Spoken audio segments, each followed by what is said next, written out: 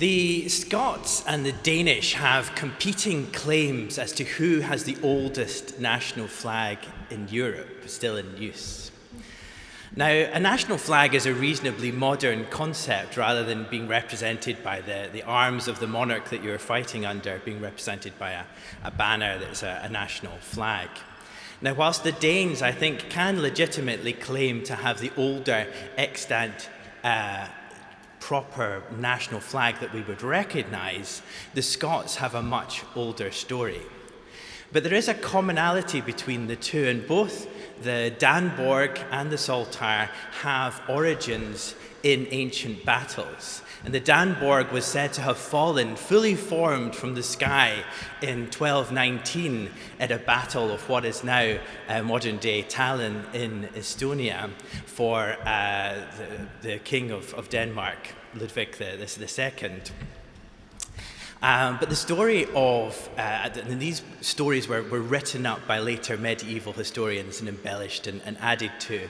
And Scotland's story, the story of Scotland's Saltire, is told in various different ways, but it's recorded by our medieval chronicler, William Bower, as being connected with the Battle of Athelstaneford in 832 AD. And this is quite a sort of cute creation myth for Scotland, because it tells a story of the two tribes on the landmass of Scotland, the Scots and the Picts, coming together to fight a common enemy in the Angles of Northumbria. Now, the Scots and Picts are on a raid into Northumbria, and they're coming home having stolen cattle, which was a recompense for earlier raids that the Angles had made on Alba. And they're being chased by an army led by a general Athelstan.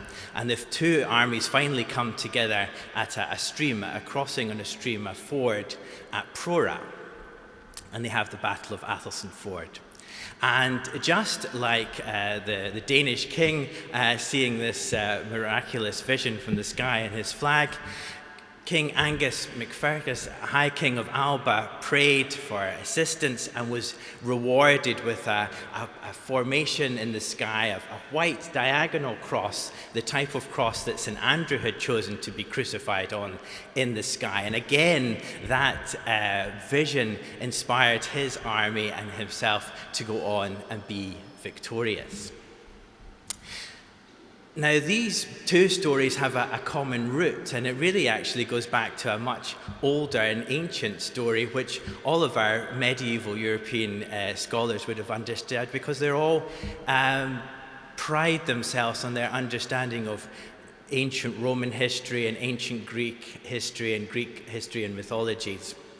So there's this commonality, and it's very apt for the conference that we're having here today, because these stories from the ancient Romans have been reinterpreted and told across all of Europe and give this commonality between Scotland and Denmark in the formation story of their flags. And it's very apt for the type of dialogue and sharing of ideas and culture that we're having here at this conference.